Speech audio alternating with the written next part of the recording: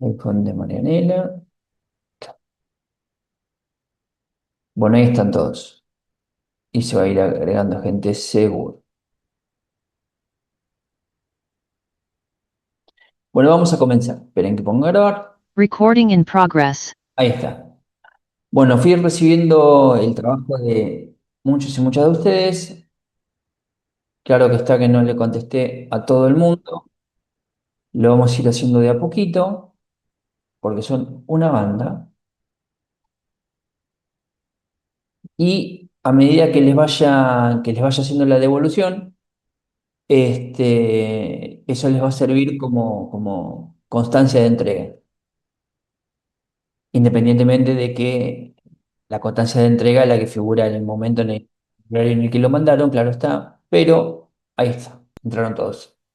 Voy a tratar de ir a medida que hacemos las correcciones, ir respondiéndole a cada uno de ustedes por lo menos para que tengan la constancia del recibido.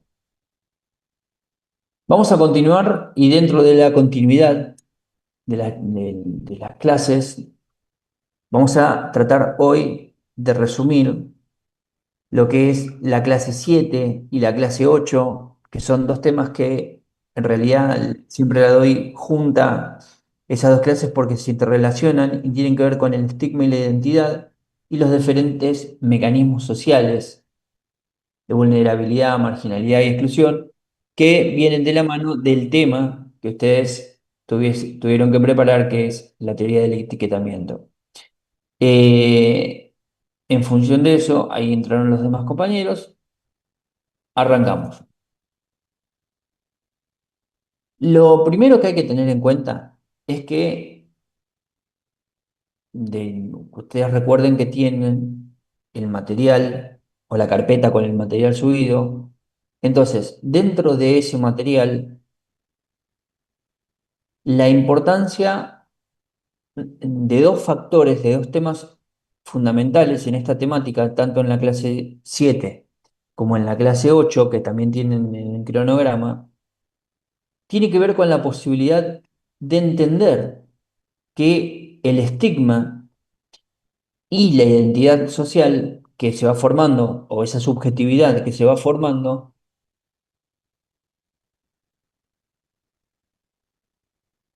tiene gran importancia lo que ocurre, por ejemplo, con los mecanismos que llevan a producir ese modelo de estigma o ese modelo de identificación social en la persona, por lo que se denominan mecanismos de vulnerabilidad en el contexto penitenciario. Esos mecanismos de vulnerabilidad ustedes lo tienen en el programa, en la indicación de los temas, donde están los sociales, los culturales, los económicos, los políticos, que todos estos mecanismos generan o son generadores de vulnerabilidad, de marginalidad y exclusión. Ya habíamos visto en otra clase, cuando hablábamos de marginalidad en contexto de encierro, unido a esto que trabajaron ustedes, que es la teoría del etiquetamiento, esto de etiquetar a una persona o de establecer por indicación eh, los parámetros de su subjetividad de acuerdo al entorno en donde se encuentra, en particular en un contexto de encierro, decirle el preso, el estigma del preso de cuando sale sigue estando preso en función del estigma, o el expreso o el reincidente, o indicar a una persona en función de esas circunstancias, implica entender tanto el estigma como la identidad social formador de subjetividad, y son dos conceptos que están interconectados y afectan, en particular, afectan a cualquier persona y sobre todo en una cuestión de contexto de encierro. Esto, fuera de lo que es la licenciatura en gestión penitenciaria, muchas veces forma parte de charlas que solemos dar, bueno, junto con un equipo sobre bullying, en colegios secundarios, en su formación ciudadana, porque destruir,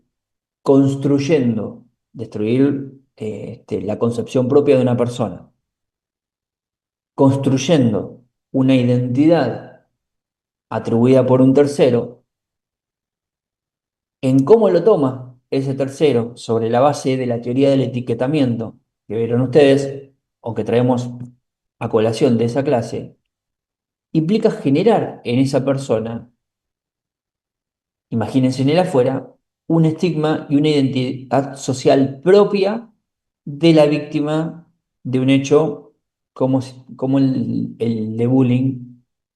Imagínense esto trasladado al contexto de encierro.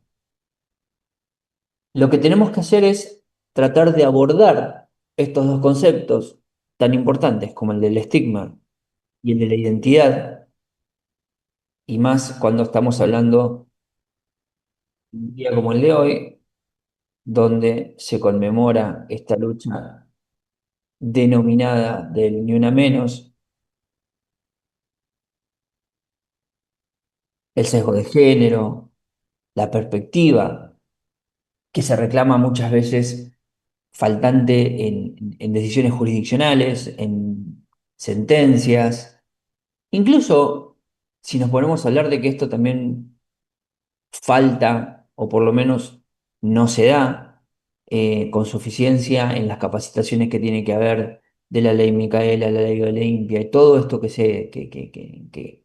rodea a la formación de la personalidad. Este, en general, en el ámbito público, imagínense sobre la base de estigmatizar e identificar mediante el sesgo a una persona en contexto de encierro. Ese tipo de generación de vulnerabilidad, por eso tratamos de unificar las dos clases, necesita que nosotros hagamos un abordaje en ver cómo estos dos factores influyen en la percepción de la persona, tanto cuando está dentro del sistema penitenciario como buscarle el entendimiento de ver cómo impacta en su reintegración. Es decir, si lo que nosotros estamos tratando de ver es, o hacer constantemente mediante distintos modelos tratamentales o sistemas tratamentales, o de la manera que fuera que pretendan hacer o hacerse desde el servicio penitenciario o el sistema penitenciario, hacia la formación de la personalidad de aquel que va a egresar de haber cometido o tenido un conflicto penal al medio libre, lo cierto es que tenemos que ver de qué manera tratamos, y valga la redundancia con lo tratamental, de ver cómo impacta este tratamiento de estos dos conceptos en el encierro para su reintegración efectiva en la sociedad. Entonces, para eso es necesario, y esto lo van a ver cuando veamos en la clase siguiente las diferencias entre los conceptos de vulnerabilidad y de peligrosidad, que ya vamos entrando en el final. En ese momento vamos a poder, ustedes no saben la cantidad de gente que hay para entrar, ahí está. En ese momento, lo que uno tiene que tener en cuenta al momento de analizar la clase que viene en las diferencias de los conceptos de vulnerabilidad y peligrosidad es cómo esos mecanismos sociales o aquellos que son culturales, aquellos que son económicos, incluso me animaría a decirles que por una cuestión, las cuestiones de género también, generan una vulnerabilidad especial dentro del contexto de encierro en lo que tiene que ver con la marginalidad y sobre todo la exclusión, ¿sí? Porque esto no es lo mismo que suceda en el afuera, que tiene su repercusión negativa, en el adentro no es escapatoria. Es decir, la vulnerabilidad, la marginalidad y la exclusión en el adentro son generadores de personalidad. Ahora, esa generación de personalidad fundada sobre con la utilización o mal utilización de estos mecanismos sociales, culturales y económicos y con la cuestión de género, pueden implicar una situación estigmatizante, formadora de identidad social negativa en un contexto donde nosotros tenemos que estar pensando que estamos preparando a la persona cuando decimos sale más violento de lo que entró, sale más perfeccionado en el delito de lo que entró. Entonces, en esa formación de esa personalidad, en ese moldeo de esa subjetividad en contexto de encierro, por eso se llama la materia así, el estigma y la identidad social necesitamos buscarle como modelo de formador de identidad una definición, porque no es lo mismo el estigma, cuando denominamos estigma, esos estigmas que tuvo Jesús en la cruz, la definición de estigma a los efectos generadores de identidad se refiere a la marca, ¿sí? El estigma es eso, es una marca, la marca social que se suele aplicar a cierto grupo de personas, a a ciertos grupos de personas, pero también tomados en forma individual, ¿sí? Donde se los distingue del otro o de los otros, si hablamos de un grupo, en forma negativa, pero siempre esa negatividad está dirigida sobre la base de una discriminación y una marginalidad. Es decir, no son diferentes porque son más capaces, no son diferentes por tal cuestión, sino que la diferenciación que uno hace en la separación individual o grupal tiene que ver con la posibilidad de estigmatizar sobre la base de estos indicadores de vulnerabilidad, y cuando esa forma de distinguirlos o de separarlos tiene que ver con una forma negativa, claramente siempre esto va a conducir, es el único camino el que va a conducir, que es el de la discriminación por un lado y el de la marginación por el otro.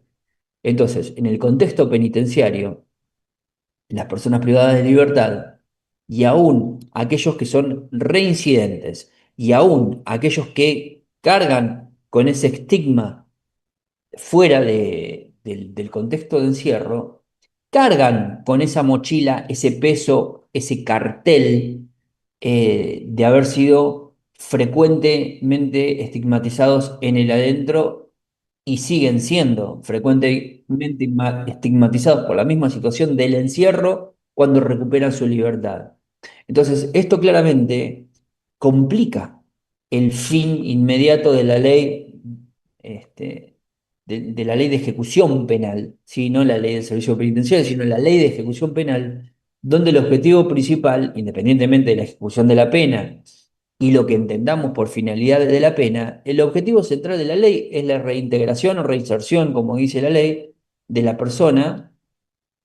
Y si esto realmente no lo vemos de la manera en que la formación de identidad en carácter negativo, si no lo vemos como un problema, esto de la estigmatización en el contexto de encierro, claramente lo que vamos a terminar haciendo como consecuencia es algo que lo van a ver en alguna oportunidad, en alguna otra materia que les queda, porque es un hilo conductor en todo el cronograma general de la licenciatura, en perpetuar un ciclo de exclusión, ¿sí? Es decir, lo que tratamos de, o por lo menos lo que trato de ver en la unión de estas dos clases, para que no tengan que leer todo el material, tiene que ver con qué entendemos bajo estos conceptos que generen ese ciclo de exclusión. Es decir, una persona que está en el adentro y una persona que está en el afuera, claramente que ha tenido un conflicto con la ley penal, me refiero, ¿no? La persona privada de libertad en contexto de encierro, parecería que una vez recuperada su libertad, no se termina de reintegrar justamente por esa mochila, ese estigma que trae dentro de la modalidad en la cual ha cumplido ese encierro, en la cual ha tratado su personalidad en contexto de encierro y sobre la cual ha sido estigmatizado. Esto es lo que determina perpetuar ciclos de exclusión. Ahora, si definimos el estigma como esa marca social, la identidad social se refiere a la manera en que las mismas personas que sufren esa estigmatización o que tienen esa marca se identifican, es decir, se ven en espejo a sí mismos en relación con los grupos a los que pertenecen. Por eso les hacía la comparación o el paralelismo con lo que es una situación de bullying. Es decir, esto de verse en espejo, en una situación distorsionada, en un espejo distinto, en un espejo en el que uno no ve la realidad y hace de su propia realidad lo que otros le dicen, que es su realidad, es justamente esto de la perpetuación del ciclo de exclusión. Entonces, la identidad social de una persona, el cómo se siente, el cómo se ve, el cómo se define, el cómo se percibe, por eso les hablaba al principio de todo del tema de los sesgos, hace que muchas personas, ni hablar de las consecuencias ultra negativas que son quitarse la vida, y el camino muchas veces anterior o precedente a la toma de la decisión de quitarse una vida, en muchas situaciones eh, tienen que ver con una carga emotiva o carga emocional o fundada en que hay una distorsión de la realidad de la persona que la percibe y de cómo se percibe esa misma persona. Tiene dos cuestiones distorsionadas: la realidad que percibe y cómo se percibe en esa realidad, ¿sí? Parecen dos cosas totalmente distintas, pero forman parte de un mismo concepto que es el de la identidad social. Entonces, si esa persona erróneamente se siente, se ve o se percibe de una manera distinta al que la sociedad lo ve, esta conjunción que hace a la identidad social de un grupo o de una persona, porque no solamente, sigo insistiendo, esto, acuérdense cuando hablamos en clases pasadas, que hablábamos de la marginalidad urbana y que hablábamos de los estereotipos, también tiene que ver con que el estigma o la identidad social toman mella sobre la identificación estigmatizante de una persona en función de la pertenencia a un grupo. Como para que lo entiendan, esto es cuando nosotros en general solemos decir o solemos atribuir hechos ilícitos de determinada característica, por ejemplo, los hurtos automotores o los robos automotores, y que decimos, la persona ahí seguro cayó, lo tiene un gitano o es de los gitanos. Y el gitano que pertenece a una comunidad está relacionado con determinado tipo de ilícitos que tienen que ver con, o por lo menos los que se le atribuyen la mayoría de las veces, son los ilícitos que tienen que ver con el hurto, el corte, la compactación o esto de hacer autos mellizos. Entonces, quizás desde algún punto de vista, lo que tenemos que ver o lo que tenemos que hacer bastante hincapié es que sobre esa estructura de autopercepción, tenemos que tener en cuenta que para la persona privada de libertad, la identidad puede estar fuertemente influenciada por el estigma, ¿sí? En cuanto a la formación de la identidad, influenciada por el estigma y asociado incluso a una situación de abuso de autoridad, abuso de poder o utilización de la posición de superioridad a los fines de poder estigmatizar. Aguárdenme un segundito que me están llamando con urgencia de la facultad. ¿Sí? Un segundo nomás. Recording stopped.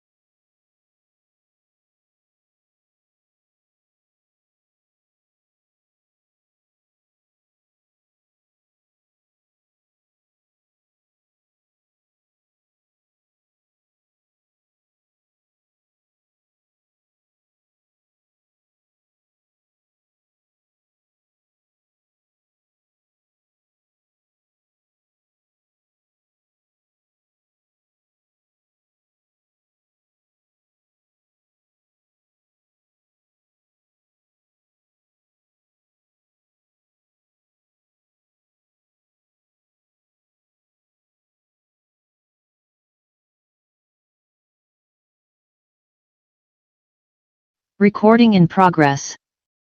Vamos, discúlpenme, todo solucionado. Arranquemos ahí. Entonces, ¿en qué me quedé?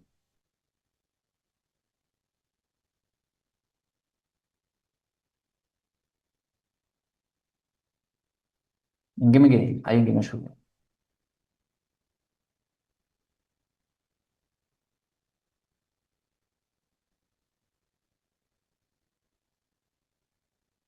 ¿Alguien?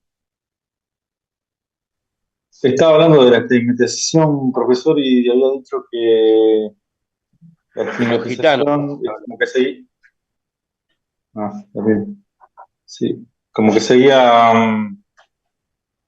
el preso una vez que estuvo preso con ese antecedente, como que en libertad seguía preso, me ha dicho. Yo lo dije al principio, casi al principio. En realidad, con lo que de lo que terminé hablando, tiene que ver, o lo que dije, es que tenía que ver esto con la autopercepción y la identidad, que puede estar, la formación de esa identidad, que puede estar influenciada por el estigma asociado al mal uso muchas veces de una situación de poder, de ejercicio de autoridad o de aprovecharse de una situación en la que quizás desde situación penitenciaria se encuentran o nos encontramos muchas veces respecto de aquella persona que simplemente en el adentro tiene que obedecer, simplemente en el adentro tiene que someterse a reglas de convivencia, a reglas de conducta, a disposiciones que muchas veces no tienen no son normativas, sino que muchas veces son decisiones pura y exclusivamente personales del propio agente penitenciario. Un producto de esas circunstancias, muchas veces hay visitas institucionales que advierten ese tipo de irregularidades, habeas corpus por un agravamiento en las condiciones de detención y en muchos casos más graves, donde intervienen la Comisión Provincial por la Memoria, la Comisión Nacional contra la Prevención de la Tortura.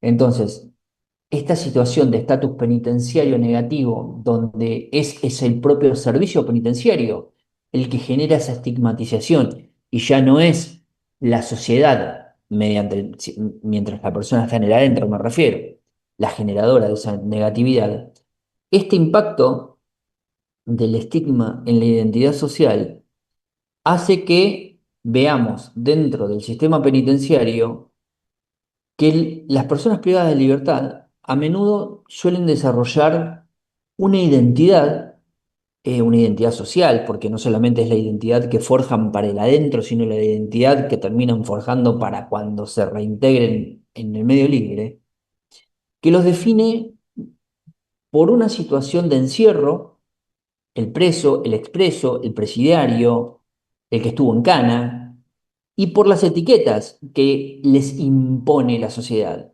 ¿sí? Lo vieron ustedes en la teoría del etiquetamiento, que se basa justamente en esta cuestión. El estigma, en este caso, como cuestión negativa o como consecuencia necesaria de esa teoría del etiquetamiento, o por lo menos del acto de etiquetar a una persona, puede afectar no solamente la autoestima, sino por sobre todas las cosas, la capacidad de adaptación. Es decir, lo que estamos haciendo es, si esto ocurre, ¿no? Es anular la capacidad de adaptación de la persona para poder proyectar una nueva identidad de carácter positivo para dividirla de esta formación de identidad de carácter negativo. Es decir, van a no tener la posibilidad, la capacidad, las herramientas para poder pensar, proyectar en el afuera o en el momento en el que recuperen su libertad una identidad positiva que les permita adaptarse, ¿sí? Que les permita reintegrarse, que les permita convivir luego de recuperar su libertad, sabiendo que obviamente cargan con esa imposibilidad de verse en el afuera. Y si cuando salga no voy a tener trabajo, voy a seguir con esta gente, voy a tener que caer nuevamente en el lugar o con el grupo de pertenencia que nos llevó a esta situación. Entonces, todas estas cuestiones que le impiden a la persona proyectarse o autoproyectarse para formar una nueva identidad, tiene que ver con estos mecanismos que son generadores de ese tipo de vulnerabilidad, o por lo menos esos mecanismos que provocan esa marginalidad y exclusión, como dice en la clase que está preparada para como número 8 en el programa, esos mecanismos generadores, tanto de vulnerabilidad, de marginalidad y de exclusión, que pueden ser sociales, como hablábamos hoy, culturales, y aún políticos, son mecanismos que desde el punto de vista de lo social, ustedes tienen que ver o tienen que partir desde que toda vinculación, esto lo han visto en otras materias, de hecho creo que en una parte también se ve o lo vemos cuando hablamos de criminología, en las teorías positivistas y cuando hablamos del comienzo, del origen de esta cuestión de la percepción de lo que es la justicia y la relación entre distintas sociedades.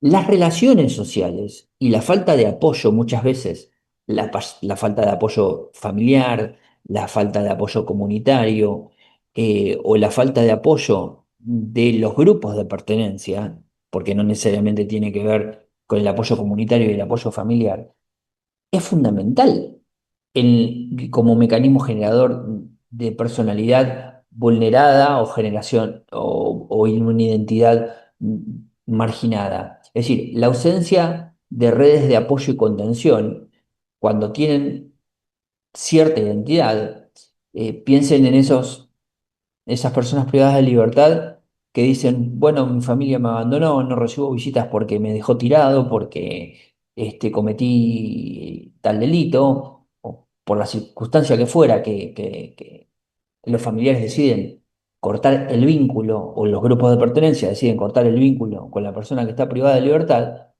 Esto no tratado, o la ausencia de estas redes de contención, como les decía recién, puede llevar a una mayor vulnerabilidad para no la adaptabilidad, sino una mayor vulnerabilidad para cometer luego la conducta que lo llevó a ese mismo lugar, y de ahí es que, independientemente de que sea o no el mismo delito, caen en la instancia de la reincidencia.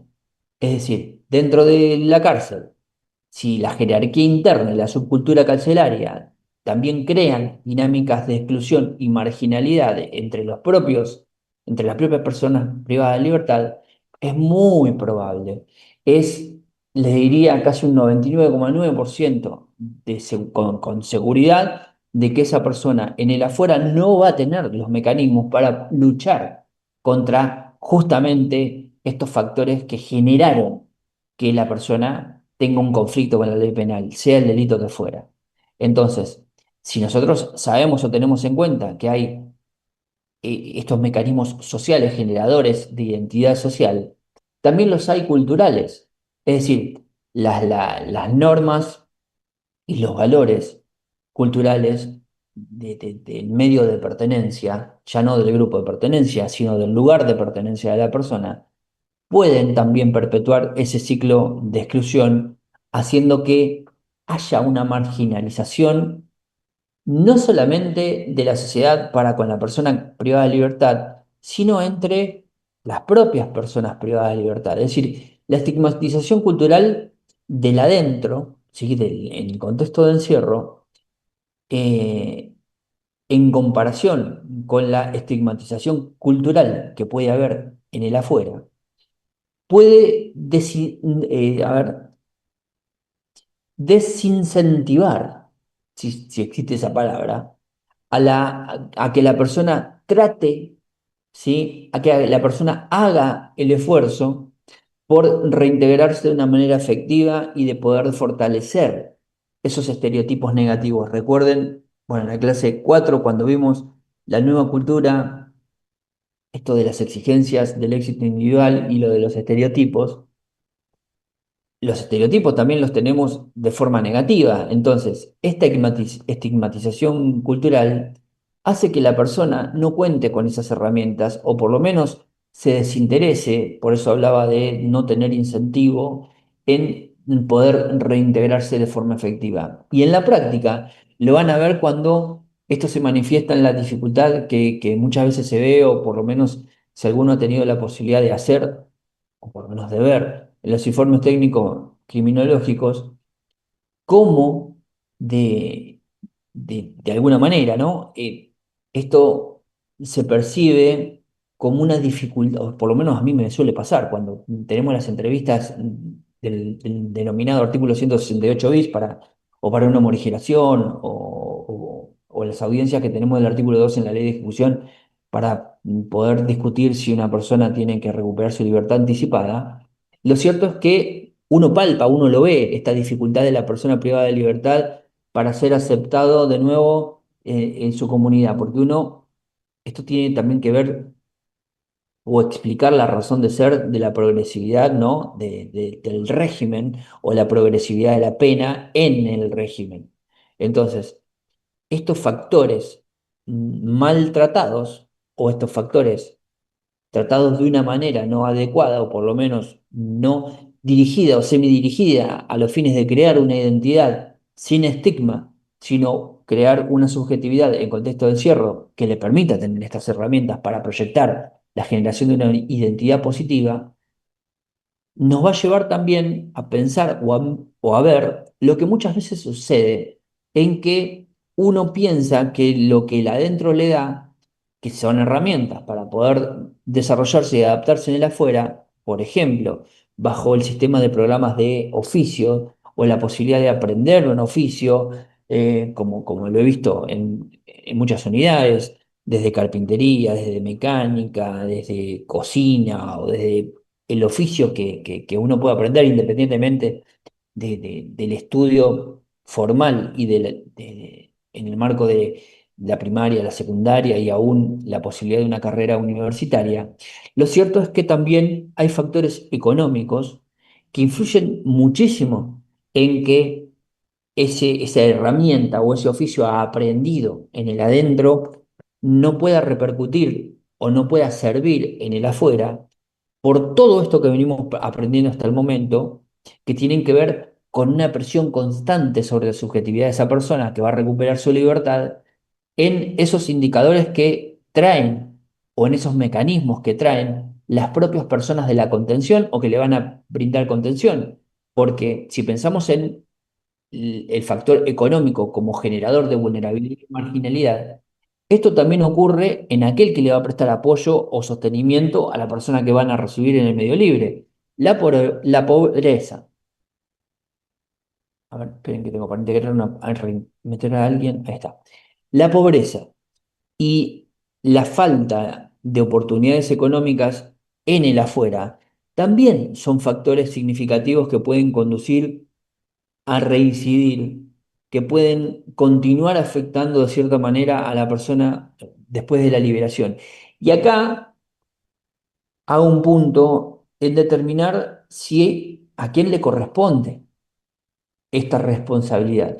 Si esta responsabilidad le corresponde al Estado, le corresponde a la sociedad propiamente dicha, o le corresponde, digamos, por acción residual al servicio penitenciario. En realidad el servicio penitenciario no, siempre y cuando no lo sea en el marco de un contralor del seguimiento de la persona que, por ejemplo, está con transitorias, que sale y vuelve, o de aquella persona que, habiendo obtenido una libertad anticipada, sea una asistida en términos condicional o asistida en términos de agotamiento de pena, cuando esa persona, por una decisión jurisdiccional, vuelve, no como reincidente, sino que vuelve por el incumplimiento de esa medida, implica poder ver que realmente hubo una incapacidad. Ahí está el indicador de incapacidad adaptativa. Es decir, no vuelve por reincidente, sino que vuelve a estar privado de libertad por haber incumplido una condición de adaptabilidad que tenía la resolución de liberación. Por eso hablo de que es aquella persona que entra y sale en el marco de una transitoria, en el marco de una salida educativa, en el marco, imagínense aquel que está autorizado con una pulsera a salir a estudiar, que nos pasa mucho en la facultad. Es decir, esa persona, el juez deposita la confianza en la persona para otorgarle la medida, el servicio, monitoreo tiene la posibilidad de facilitarle el sistema de sujeción electrónico para el control y monitorearlo, y la persona no cumple, no vuelve, se va del perímetro. realmente esa falta de incapacidad de al menos poder comprender o respetar ese tipo de normativa hace, o nos figura a nosotros como indicadores, de que tenemos que buscar, en cierta manera, cuál es el estigma o cuál es esa incapacidad o cuál es esa identidad negativa que la persona tiene para no seguir cumpliendo de mínima con una regla de conducta, todavía estando en el encierro. Si esa persona no cumple con una simple disposición o con una normativa de conducta o de convivencia intracarcelaria, mientras está cumpliendo el encierro sobre la base de la finalidad de la pena y con la falta de previsibilidad de qué va a ser en el afuera,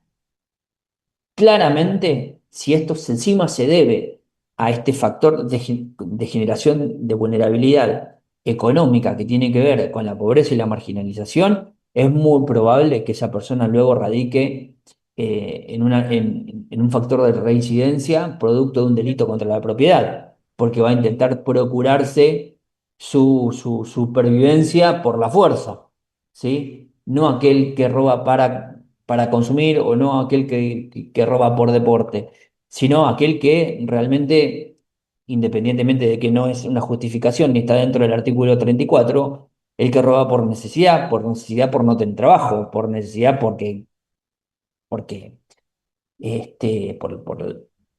las carencias sociales que tiene su grupo de pertenencia.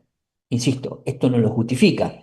Esto lo que hace es empezar a verificar de qué manera podemos tratar esa conducta mientras está en el adentro para que esos factores económicos de la afuera no repercutan en la personalidad ya disminuida, ya maltratada en el encierro y que lo incapacite de herramientas para poder formarse ese escudo protector contra estos mecanismos generadores de vulnerabilidad, de marginalidad y de exclusión. También decía que dentro de esos elementos económicos, culturales y sociales, estaba esto de el sesgo de la generación de identidad con factores que muchas veces tienen que ver con factores políticos. No les voy a decir, porque es de público conocimiento, lo que está sucediendo, lo que está sucediendo a nivel social, lo que está sucediendo a nivel económico y lo que está sucediendo sobre todo con la cuestión de la seguridad. La cuestión de la seguridad, sea desde donde fuera que se estén conectando muchos de ustedes, eh, tiene que ver con una cuestión de política pública y con la estructura del sistema judicial y con la estructura del sistema penitenciario. Es decir, la cuestión de la seguridad muchas veces tiene que ver, o el aumento de tasas de inseguridad sobre factores que marcan una reincidencia en aquel que está dentro de la estadística como elemento generador de inseguridad, es decir, de la persona que cometió el delito.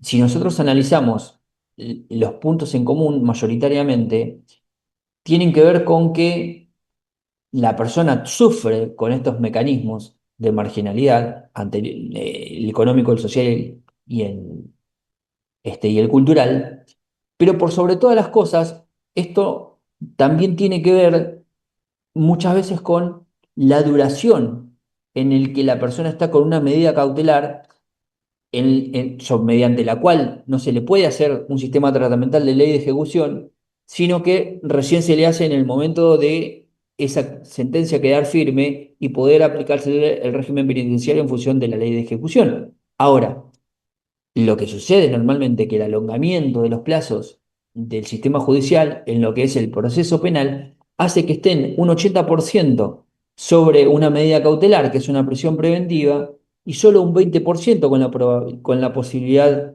de hacer un tratamiento. Esto es lo que sucede, o por lo menos muchas veces nosotros lo vemos en el afuera, y ustedes seguramente lo deben ver mucho en el adentro, cuando se les pide a alguna persona privada de libertad un beneficio por haber llegado ya al tiempo y gozar del tiempo como para poder obtener una transitoria o estar en lo que se denomina requisito temporal para obtener una libertad anticipada o una condicional o una asistida en términos de condicional o una asistida en términos de agotamiento de pena.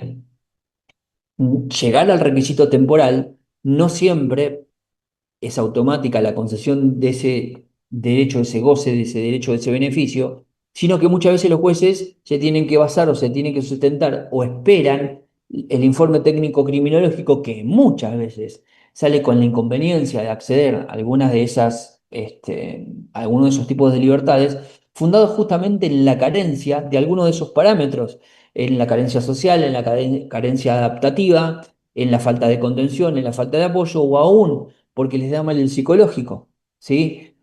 Todo eso en su conjunto hace que el área de trabajo, el área social, el área educativa, todo aquello que conforma o que compone los elementos necesarios para que la Junta de Admisión y Seguimiento, en definitiva, realicen el informe técnico criminológico, desaconsejando la viabilidad de que esa persona pueda obtener la libertad, lo cierto es que está sobre esta base que tenemos que ver o tenemos que entender que en cierto punto la cuestión eh, del servicio penitenciario, la cuestión del sistema judicial y la cuestión de la política pública criminal o penitenciaria pueden contribuir a esta cuestión de exclusión.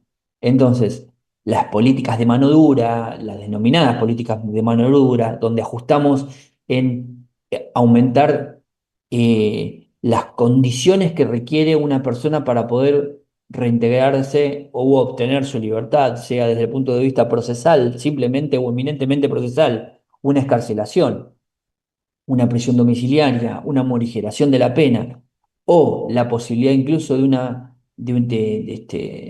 libertad monitoreada en lo que se denomina arresto o prisión domiciliaria.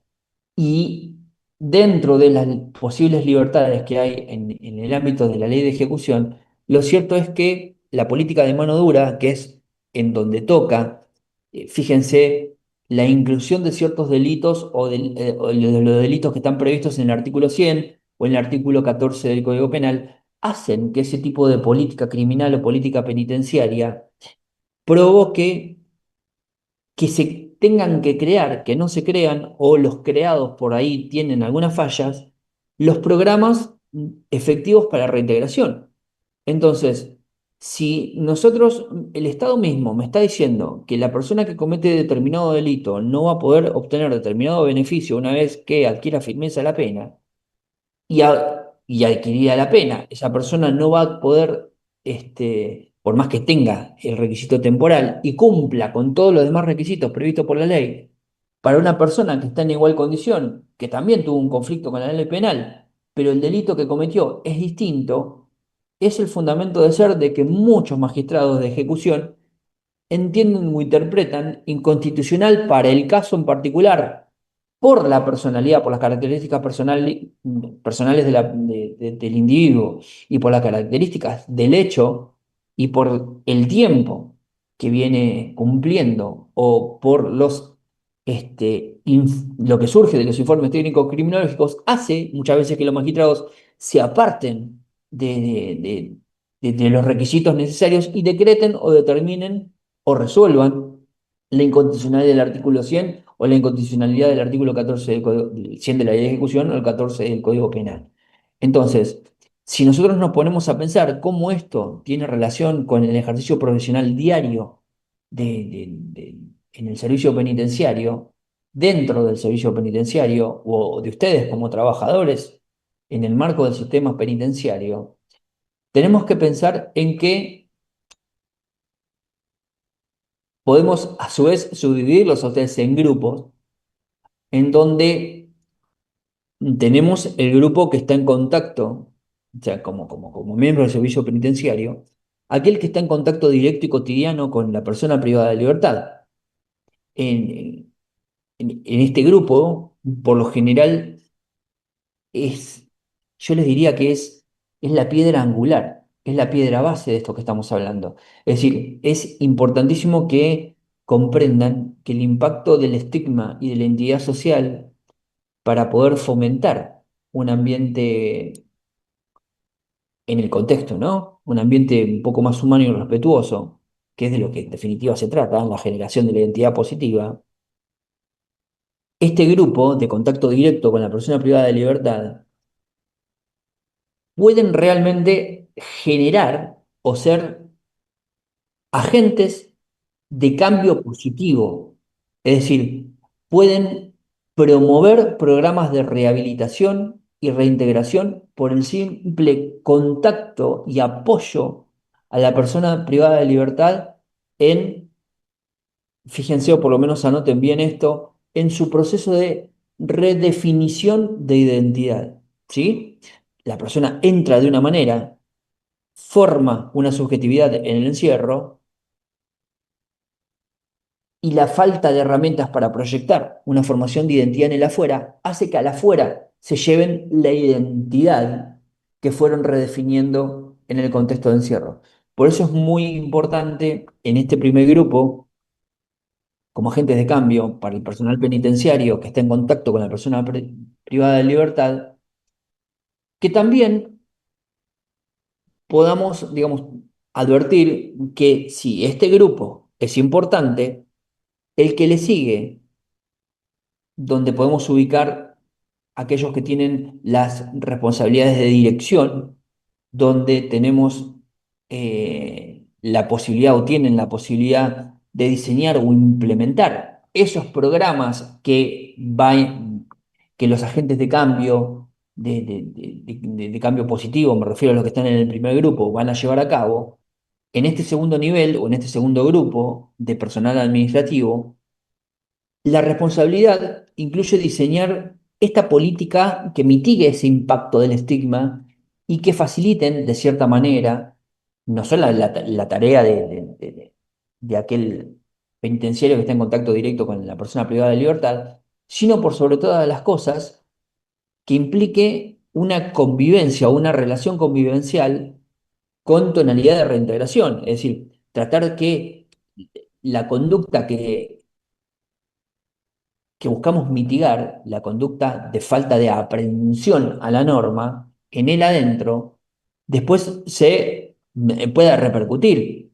O sea, puede repercutir. Es decir, la falta de aprehensión a la norma. Es decir, cuando nosotros decimos, si no se adapta acá adentro, afuera, ¿qué le espera? Bueno, es justamente eso. Es decir, si no respetas una simple norma de conducta, que te digo, no hagas esto, o avisá, o haz lo otro, o volvé a tiempo, o tenés que hacer tal y cual cuestión, o ir a trabajar, o ir a la escuela, o lo que fuera, dentro, en él adentro, no cumplís y estás sobre la base de saber que tenés que cumplir para poder obtener y recuperar tu libertad, y no tenés respeto por ustedes, por aquel que regula esas herramientas para que la persona privada de la libertad pueda obtenerlas en el afuera, claramente esto va a repercutir de forma negativa en la realización de esos programas, ya sean educativos o laborales, porque lo que debería buscarse en la generación de un programa que facilite la reintegración social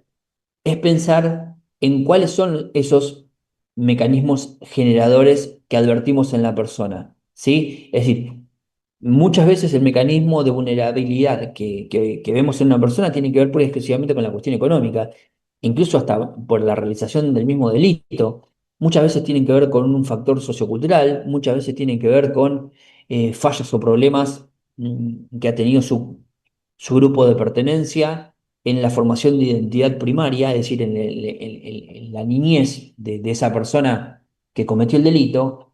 Entonces, ese tipo de formación en el personal administrativo del servicio penitenciario es un tema que yo creo que es muy importante y es sobre la base en la que estamos sentados hoy. Es decir, esta licenciatura en gestión penitenciaria está dentro de justamente este nivel de tratar de crear para todos ustedes un programa de desarrollo educativo que les dé a ustedes las herramientas como para poder advertir estas cuestiones, y este tipo de formación en metodología de licenciatura para ustedes tocan estos temas de sensibilidad cultural y social a los fines de generar o crear la posibilidad de que ustedes tengan el parámetro como para que al final, en el momento de tener que hacer la tesis final integradora para poder obtener el título de la licenciatura, puedan advertir qué tema quieren tocar a los fines de proyectar el día de mañana. Por ejemplo, imagínense, me está pasando como tutor del TFI, que la generación de programas pensando en el afuera, en la resiliencia, es decir, ¿qué le podemos dar hoy para que se lleve para el afuera?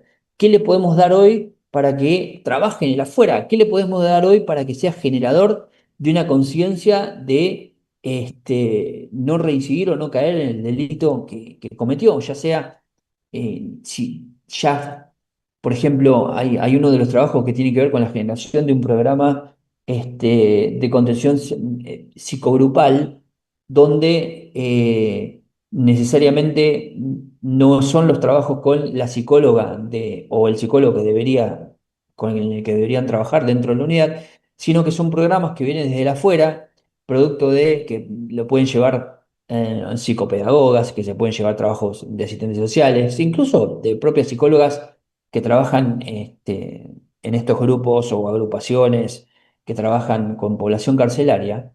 Se pueden generar claramente una vinculación del adentro con el afuera a través de la participación comunitaria de esta clase de grupos en, por ejemplo, la estructuración de un programa de contención para advertir cuáles son los mecanismos socioculturales o políticos o económicos por los que está pasando determinado grupo en particular. Es decir, incluso a ustedes les permite decir, che, a este tipo o esta piba no la puedo manejar, no me da bola o me genera una inconveniencia en el grupo o lo separo, esto de separar lo que hablamos al principio de todo, esto de separar grupal o individualmente de forma discriminatoria a una persona porque es violenta. Es decir, ¿dónde lo ponemos? ¿Lo encerramos en un buzón o lo ponemos en este grupo? Bueno, va a contaminar este grupo por su personalidad. Bueno, de acá lo sacamos de la unidad o bueno, lo pasamos a tal unidad que es un régimen más restrictivo. Entonces, ese tipo de decisiones son parches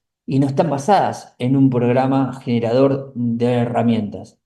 Por eso es que para el próximo nivel o agrupamiento, es decir, cuando estamos hablando de aquellos que realmente tienen que tomar las decisiones de políticas que combatan estos generadores de vulnerabilidad y exclusión, nos permite ver esto en, en uno de los materiales que tienen para estas dos clases, está muy bien explicado, cuando lo que se trata de ver es la colaboración entre distintas entidades gubernamentales, patronato deliberado, por caso, para ponerle nombre y apellido, con organizaciones no gubernamentales, porque patronato deliberado forma parte del Estado.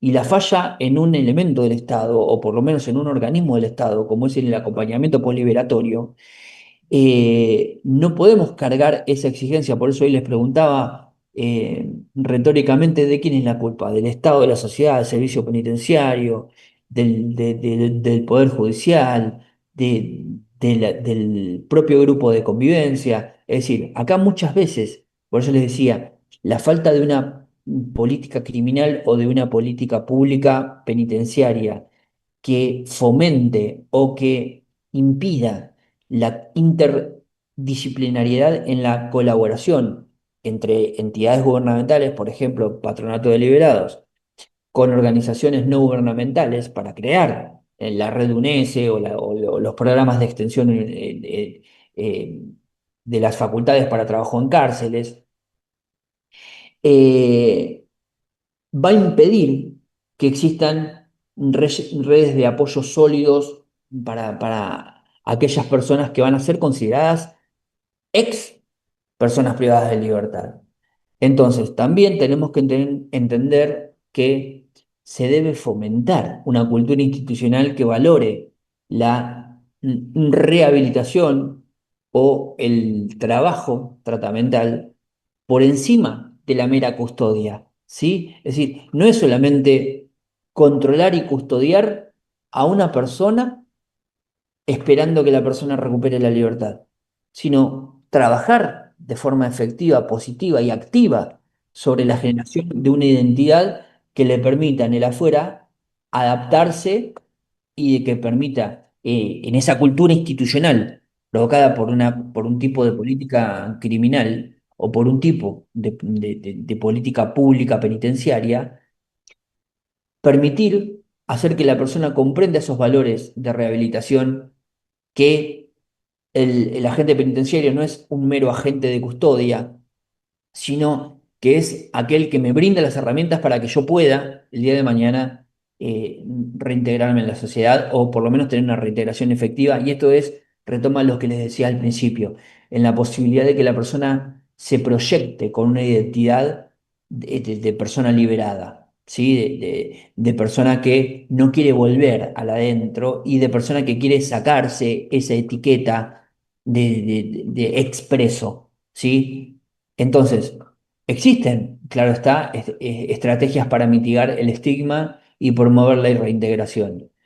Pero así como existen estrategias, uno tiene que tener en cuenta que para poder utilizarlas o para poder hacerlas, porque yo se las puedo mencionar, pero lo que uno puede o lo que deberíamos hacer es ver de qué manera las podemos adquirir a esas estrategias para llevarlas a cabo. En realidad lo que adquirimos son herramientas para poder operativizar o hacer efectiva esa estrategia para mitigar el estigma.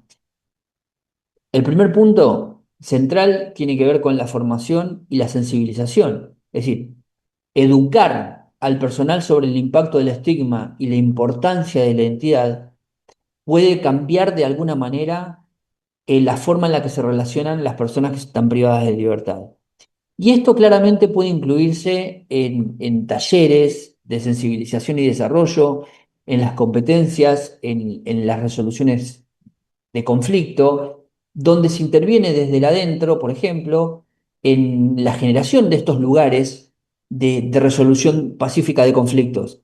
Es decir, hay una lucha entre, o una pelea, una discusión, o una falta o un problema de inconveniencia en la convivencia entre internos. Muchas veces esto se soluciona, como hacen los árbitros de fútbol, llamando a las partes y tratando de pacificar el conflicto interno o el conflicto convivencial. Esto es una estrategia claramente de intervención temprana del agente penitenciario. Entonces, eh, como formación y sensibilización, este taller o talleres de mediación o de desarrollo o de eh, desarrollo de competencias de intermediación, de conflicto, de negociación efectiva para solucionar conflictos intracarcelarios, yo les aconsejo que los hagan, que los tomen, en el caso de que tengan la posibilidad de hacerlo, porque son herramientas fundamentales para aquellos que forman parte de, por ahí, que son directores o jefes o tengan la jerarquía suficiente como para poder dirigir esas tomas de decisiones en función de las conductas que el personal que tengan a cargo tiene que tomar dentro de la unidad penitenciaria o para que ustedes mismos tengan la posibilidad de establecer si es necesario asistir a un programa o poder formar un programa de rehabilitación y reintegración. Es decir, la posibilidad de armar un programa que ofrezca por parte de ustedes, no esperando que venga desde la afuera, sino por parte de los propios agentes que están dentro de la unidad, en este primer grupo de los que tienen el contacto con la persona privada de libertad, o por lo menos aún teniendo cargos jerárquicos dentro de la misma unidad, que suelen estar mucho más en contacto con las personas privadas de libertad. Esto implica la posibilidad en que las personas privadas de libertad también adquieran ese tipo de habilidades que les permita la solución de conflictos interpares. Es decir, revalidar el posicionamiento de el referente, ¿sí? Cuando hablamos del referente de un pabellón o el referente de un grupo social intracarcelario. Estamos hablando de que quizás esa persona la podamos dotar en el marco de un programa de rehabilitación y reintegración para que tenga una mejor llegada, para que pueda estar diseñado, para que la propia persona privada de libertad pueda ayudar o a colaborar con su grupo de pertenencia, es decir, con las propias personas que están privadas de libertad, a construir esa identidad basada justamente en el trabajo comunitario dentro del grupo de pertenencia de los privados de libertad dentro de una unidad penitenciaria, ¿sí? En ese desglose de formación de Profe, identidad, sí, escucho. perdón, tengo una conexión horrible, horrible, horrible. Eh, lo estaba escuchando. Esto, lo hablamos el año pasado, ¿se acuerda cuando hablábamos del tema Sí, me acuerdo, de las ideas de Zaffaroni? En porque lo esta hablamos en cuestión de que en el criminología, papel es sí. todo, sí, bueno, en el papel es todo muy lindo. Yo el año pasado, bueno, no me acuerdo si el año pasado o a fines por ahí, era tallerista de los pabellones literarios. Un programa hermoso, es Creo que un me lo programa contaste en aquel momento. hermoso, puede ser. Eh, el tema es que institucionalmente es muy complicado ser escalafón general y participar de esos programas, ¿verdad? Sí, Como correcto. tallerista, como Sí, es auxiliar, como cierto, es lo que cierto, es sea. cierto, es cierto. No obstante eso, los recursos, porque a veces los programas son hermosos, pero careces de recursos. Qué sé yo, estás en el taller y tenés que cumplir con porque no es que sos tallerista y dejás de cumplir tus otras funciones, no, cumplís tus otras funciones, sos tallerista, que es voluntario, no tenés recursos, no tenés internet. Eh, es muy complicado porque coincido plenamente de que uno tiene que cumplir una tarea, no sé si la palabra es Sí, sí, resocializadora, sí. pero ¿cómo hacemos con recursos escasos, a veces tampoco es aceptado por la institución en general, no por alguien en particular? Estoy A la totalmente de acuerdo. institución todavía le falta un montón Por en eso, este cambio de paradigma, en esta cuestión de entender de que uno es responsable de lograr un cambio eh, conductual, de valores, de ética, de moral en personas que vienen de un contexto totalmente vulnerable. sí, correcto. Coincido. Coincido, Eh, Susana, y creo que en aquel momento también coincidimos. Este, sí, con ahora puedo sumarte aquello que lo vimos sobre una teoría criminológica. Me acuerdo patente esa charla. Eh, seguramente te vaya a decir algo igual, pero te vaya a sumar un parámetro de lo que hablábamos recién.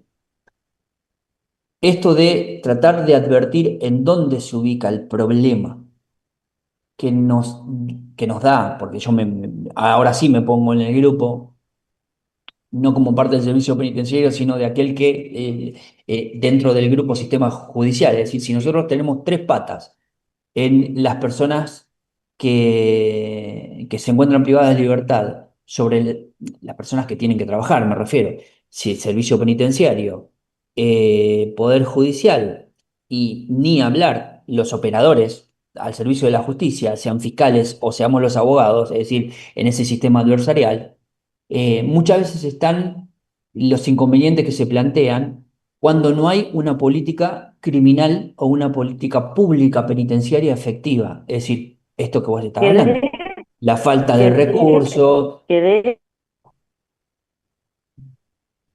Te escucho, ¿eh? que de hecho en esta cuestión del poder judicial, de hecho en este tema de el servicio penitenciario, el poder judicial, los abogados defensores, es como la sensación que yo tengo, tal vez esté equivocada, ¿no? Pero no es como que trabajamos en conjunto, es como que somos Nunca. enemigos. Sí, Uno totalmente de acuerdo. desde el servicio penitenciario está bueno, a ver qué me va a decir la justicia, que no me observe, que pin, que pan. La justicia en esto de que a ver en qué se equivoca el servicio penitenciario para tomar la medida correspondiente. Y es como que estamos trabajando ahí en un tire y afloje, y no en una tarea en conjunto, que de hecho el servicio penitenciario es el brazo auxiliar de la justicia, y voy a usar una palabra que es exagerada, ¿no? Pero a veces hasta le tenemos miedo al Poder Judicial. Viene a recorrer el Poder Judicial. Nosotros le Bueno, qué sé tenemos miedo yo, a no sé. ustedes. Bah, yo no pertenezco, yo no pertenezco al Poder Judicial. Bueno, Pero tiene que ver viene con a esas tres recorrer el Poder patas. Judicial. Nada, Ay, tiene que a ver con ver, eso. y no sé, ¿qué nos va a observar? Que fíjate, y bueno, a ver, lo que nos mandan de, no sé, desde jefatura para que coma la persona privada de la libertad es esto. Y nosotros lo administramos, mientras que lo administremos dentro de lo que es la ley, es nuestro problema. ¿Cuál es el miedo que tenemos de decirle, y no, mira, carne de ave no llega una vez cada 30 días, no comen pollo? No es un problema mío, es un problema que se tendrá que resolver con la jefatura, por dar un ejemplo. No, está Con claro. A ver, la falta de recursos o la falta de una política económica penitenciaria, o la falta de una política criminal o la falta de una política que tenga que ver con la generación de programas y de recursos para poder llevar a cabo esos programas, muchas veces, y acá es lo que te sumo que en aquel momento estoy seguro que no te lo dije, tiene que ver con la colaboración que muchas veces tiene que hacer la comunidad. La comunidad externa al servicio penitenciario, sea la comunidad educativa, no me refiero a comunidad, la sociedad propiamente dicha, la sociedad común, sino la comunidad judicial, la comunidad educativa, eh, la posibilidad de esto de que yo hablo de ciertas agrupaciones o agrupamientos o estas ONG que hacen trabajo en cárceles. Lo cierto es que ese tipo de colaboración puede traer herramientas o puede brindar herramientas que quizás por a veces carencias del propio servicio, que esto es lo que vos advertías, Susana, y pueda permitir de cierta manera apoyarse en fomentar la conexión entre lo que es el sistema penitenciario y la comunidad para poder suavizar esto del proceso de reintegración. Entonces, eh, ¿esto en qué a ver, qué no podemos suplantar? Claramente es el recurso económico necesario para el recurso humano que, como bien vos decías, no tenemos internet, no tenemos la posibilidad de cambiar el menú o no tenemos la posibilidad de hacer que se alimente de una manera adecuada. Bueno, a ver, ahí sí, la cuestión no tiene que ver con buscar la colaboración en un factor de la comunidad o en un grupo comunitario, sino tiene que ver con una decisión técnico-administrativo-económica de una política penitenciaria o de una política de Estado, sea provincial o sea nacional. Ya tampoco me quiero meter mucho en el tipo de decisión de los recursos para el Ministerio de Justicia y en especial destinado para cárceles, para el sistema penitenciario.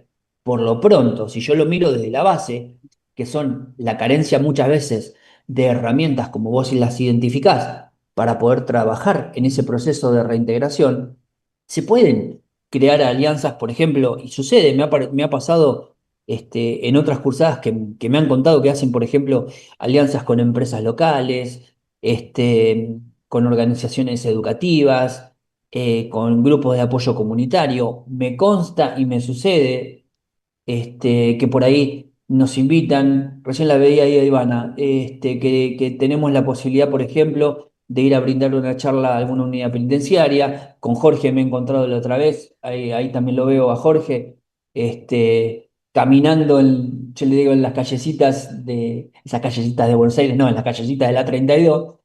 Eh, Me he visto con varios de ustedes personalmente. Necesita de la 23 cuando pases. Ahora estás en la 23. La semana pasada. De la semana pasada, bueno, invítame a la 23. Bueno, te compadezco. Si quieras. Hace mucho tratamiento acá también. Sí, sé que sí, sé que sí. Llegamos igual, ¿eh? Estamos con llegada a la 33. Pero, por ejemplo, me pasó el año pasado, creo, ¿no, Ivana, que fue el año pasado? Que les caía la unidad con, qué sé yo, éramos como 50 pibitos, les llevé. Y eh, eran un montón. Éramos una banda. Y realmente fue una charla preciosa, ¿eh? Y estaban bueno, todos esto para que decir recién, decía Susana, estaba todo, creo que estaba la gran mayoría del calafón general, este, y se veía que había a ver, yo descreo de aquellos que dicen, miren lo que voy a hablar bien del servicio penitenciario, ¿eh? Descreo de aquellos que dicen que en ese tipo de visitas solo vemos lo que queremos lo que nos quieren mostrar. No es así. Yo no estoy de acuerdo con esa visión, porque lo palpo, lo veo. Por ejemplo, en el caso, por eso te decía Ivana, como también me sucede con otra persona que está acá que forma parte de la cursada y está en otra unidad, pero en el caso de Ivana que la estoy viendo, para decírselo, hacer o ver el respeto que muchas veces tiene ese grupo de pertenencia para con aquellos que son los directivos de una unidad penitenciaria, en los cuales con respeto hay un acercamiento palpable o la posibilidad de que se dirijan de una manera respetuosa hacia el personal directivo de la unidad penitenciaria, pero a su vez ver desde el afuera, aquellos que vamos como terceros, cómo realmente las autoridades de una unidad penitenciaria le dan intervención, participación y permiten la generación de estos tipos de espacios para generar conductas o llevar herramientas o por lo menos generar espacios de contención, de apoyo, de seguimiento, de que puedan estudiar los espacios escolares o qué sé yo, cualquier tipo de actividad tratamental que implique que la persona pueda adquirir conductas de convivencia. Si esas conductas de convivencia son positivas, si esa generación de identidad es positiva, porque ven que y a esto iba con que no son meros agentes de custodia, sino que son agentes de generación de formación de identidad positiva, claramente esto se va a ver reflejado cuando la persona recupera la libertad. Pero lo vemos lo veo en la calle, lo veo en los clientes, lo veo en clientes que muchas veces recuperan su libertad y claramente cambian su vida a 180 grados. Y yo les puedo asegurar que los que cambian su vida a 180 grados y no vuelven a reincidir es porque tuvieron un buen pasaje por adentro del servicio penitenciario. Esto, insisto, es ensayo y error, prueba y estadística, ¿eh? Y yo no creo en la estadística. Y eso lo vemos bastante. Así que bueno, todo esto para decirte que fue maravilloso lo que hiciste la otra vez y se va a repetir de nuevo. Muchas Eh, gracias, Tom. no, no, la verdad que es destacable. Este, entonces, esto que por ahí decía Susana, yo comparativamente con esta anécdota de lo que nos sucedió en un evento que hicimos en una charla en el servicio penitenciario, en la unidad 26, independientemente del régimen, independientemente de la coyuntura propia de cada unidad penitenciaria en particular, muchas veces depende también, Susana, de esos problemas que hay en la política penitenciaria o la política criminal, pero muchas veces también sucede en cuán cerrados son aquellos que quieren aceptar o no la ayuda comunitaria. Entonces, por más que se proyecten y se fomenten programas participativos o de colaboración comunitaria, tiene que haber, y esto ya a modo de conclusión, una revisión de política. Es decir, la política penitenciaria no puede establecerse pura y exclusivamente en la ley de servicio penitenciario, en quien hoy esté, o mañana esté, o pasado esté, o haya estado como ministro de Justicia, o incluso en la cabeza del servicio penitenciario, o quien hoy sea el gobierno de turno a nivel nacional o a nivel provincial. En general, independientemente de todas las personas que se nos crucen por la cabeza, lo cierto es que estamos pensando en un número, la 11922, que es la ley, que es el Código de Procedimiento Penal y en la Ley de Ejecución Penal de la Provincia de Buenos Aires. Entonces, en esa dicotomía normativa, donde le dan herramientas al servicio penitenciario para determinar cómo debe ser la conducta de aquel que está como procesado, la Ley 11922, o aquel que está penado, la Ley de Ejecución Penal de la Provincia de Buenos Aires, lo cierto es que sobre la aplicación de esas leyes, que estamos hablando que la 11922, que es la del Código de Procedimiento Penal, emparchada como la bicicleta más vieja posible, es del año 98, ¿sí? Es de 1998 nuestro Código de Procedimiento Penal. ¿Es nuevo, es viejo? Y qué sé yo si es nuevo o viejo. Comparativamente, es el código que a nivel nacional hay tanta discusión con el régimen adversarial que quieren meter en Nación y en Capital Federal.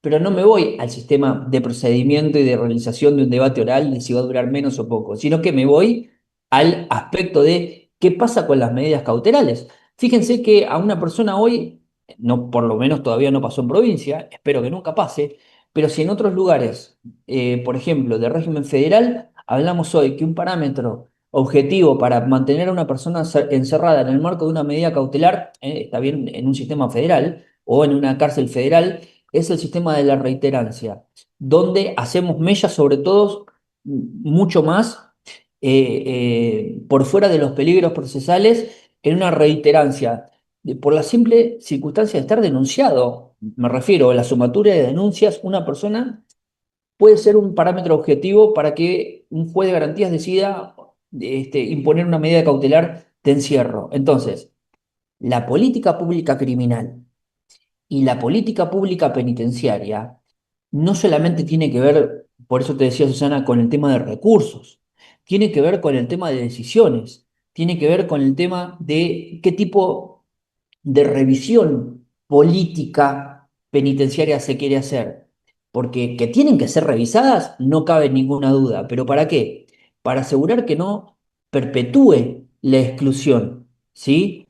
Para comprender que se deben incluir y evaluar y mejorar las prácticas de rehabilitación, las prácticas de tratamiento, las prácticas de reintegración y asegurar de alguna manera que las condiciones dentro de las unidades penitenciarias, dentro de las cárceles, dentro de los complejos penitenciarios, promuevan esto que recién les comentaba, que vi, que palpé como tercero, este, donde asumí el rol de abogado, directivo de la facultad y docente.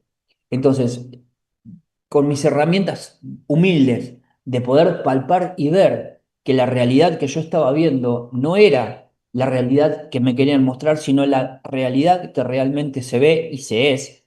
Porque, a ver, yo tengo, y te digo el secreto, Ivana, tengo el doble checklist. O sea, yo tengo la posibilidad de ver lo que veo cuando voy a la unidad y tengo el feedback de los que me vienen a la facultad. No, vos sabés que Españolo, tal cosa. No, vos sabés que De Marco cuando nos agarra nos da palo. ¿Se entiende? Es decir, entonces, realmente puedo decirles con conocimiento de causa que realmente se nota y se ve en la generación de identidad cuando lo que vemos es lo que realmente es y no lo que solamente nos quieren mostrar. Y a modo conclusivo de la clase de hoy, en este parámetro de lo que venimos hablando de la revisión de políticas criminales, claramente no lo vamos a hacer nosotros. Es decir, estamos estableciendo de que una revisión seria, una revisión seria, adaptativa de lo que es la política criminal o la política penitenciaria, tiene que incluir claramente prácticas de rehabilitación y reintegración. Y ojo, esto no es una queja, sino que es lo que claramente pasó hace 4 años o hace 3 años, cuando algún loquito, por decirlo con respeto, dijo, che, y si metemos una licenciatura en gestión penitenciaria, ¿te va? Buenísimo. Y se juntaron tres partes, el Servicio Penitenciario, el Ministerio de Justicia y la Universidad Nacional de La Plata, bueno, en este caso la Facultad de Ciencia Jurídica, a desarrollar esta licenciatura, donde ven, si bien hay un hilo conductor, ven un bagaje de materias que nosotros muchas veces enseñamos en la facultad. Veo que tienen hasta coaching, o por lo menos las clases de liderazgo de la primera materia con personal o agentes penitenciarios de jerarquía que son profesores en coaching, que conozco muchos de los que lo dan, e incluso dan algunas de esas actividades y son estudiantes de la facultad también. Tengo directivos del servicio penitenciario que a su vez los tengo como alumnos de la carrera de Derecho. Y donde hablamos de justamente de la carrera de Derecho en las materias que doy yo en la facultad que tienen que ver con procesal penal o con las prácticas penales. Y hay cuestiones en las que, y esto lo voy a usar como conclusión de la clase de hoy, cuando ayer veía el material que ustedes tienen disponible para la clase 7 y 8 y lo voy a hablar en forma inclusiva.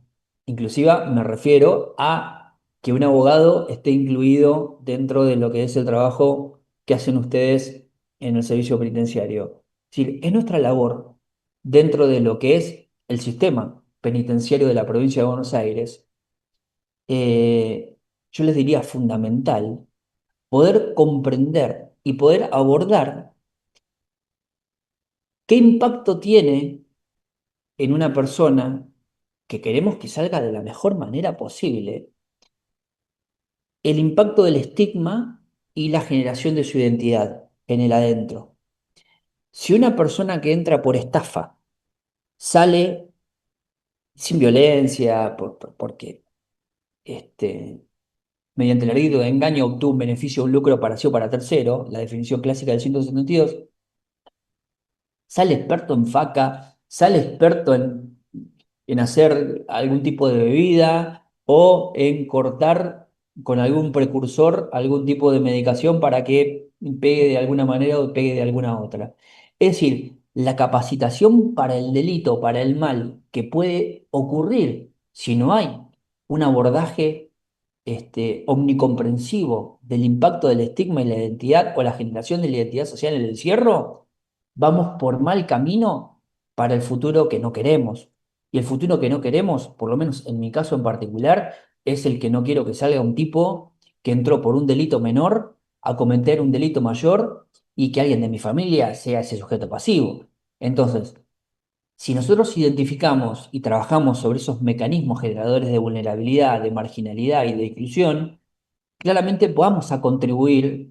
A veces me preguntan, ¿y por qué le vas a dar clase a la gente que está privada de libertad, Gastón? ¿Y por qué te preocupas tanto porque, qué sé yo, un centro universitario funcione y que tengan tal... ¿Y qué beneficio tenés? Ninguno. Ninguno, porque les puedo asegurar que, además de que ese trabajo es ad honorem, y no tiene que ver con mi ejercicio profesional de abogado, sino que tiene que ver con la vocación docente, que eso es otra decisión, otra explicación y otra circunstancia. Sí, lo que quiero es que el sistema funcione de la mejor manera posible, pero por una cuestión egoísta, porque quiero que no me pase nada el día de mañana con esa persona que salga sin herramientas, con esa persona que no se pueda adaptar a la convivencia en sociedad. Entonces, ¿de qué manera puedo yo colaborar con menos que un granito de arena? Es por lo menos poder colaborar con ustedes para poder llevar lo que quizás desde la política penitenciaria esté fallando, que son estos programas de rehabilitación en el adentro, en la formación de la identidad. Entonces, yo lo que quiero es que al servicio, por lo menos humildemente, ¿no? Es que al servicio penitenciario se lo deje de ver como esto que hablamos hoy, como la persona que custodia al preso. Es decir, eso también es una... Ustedes en ese sentido sufren la teoría del etiquetamiento, cuando los tildan de penitenciarios con el dedito acusador. Ah, mira, ahí está el penitenciario, el que el cuida preso. Y en realidad son los que claramente bajan la estadística de la inseguridad y la reincidencia. Es decir, claramente tienen un papel fundamental, por eso arrancaba la conclusión de esa manera, o tenemos un papel fundamental, y ahí ya les hablo como docente y como operador, como abogado particular muchas veces, en identificar cuáles son esos problemas o esos mecanismos generadores de vulnerabilidad, y volvemos al inicio de la clase con el título, para poder rehabilitar y reintegrar a las personas privadas de libertad de una manera más efectiva. Entonces, si nosotros recordamos que el objetivo final siempre es apoyar a la persona privada de libertad para que pueda reintegrarse en la sociedad o a la sociedad como una persona con herramientas y con una identidad renovada, que realmente las herramientas que le demos sean o les sirva para ese fin. Con esto terminamos y quedó redondito el cierre. Recording stopped. Bien.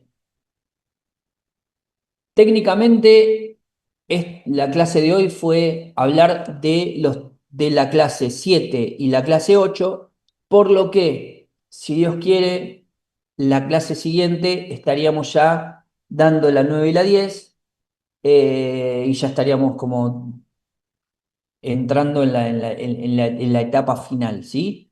Ya tengo notas, ya tengo trabajo, así que lo que vamos en camino a hacer es simplemente después el trabajo final integrador, en nuestro, como para que practiquen en lo que va a ser el trabajo final integrador de la licenciatura. Así que si Dios quiere y no hay ningún problema la semana que viene que impida que yo esté con ustedes, los despido, los veo el martes que viene a la misma hora por el mismo canal. Que tengan una excelente semana y un mejor fin de semana. Adiós. Chao, Gracias, profe, gracias. profe, Hasta igualmente, hasta luego, luego. profe. Un abrazo. Buen Adiós. fin de semana.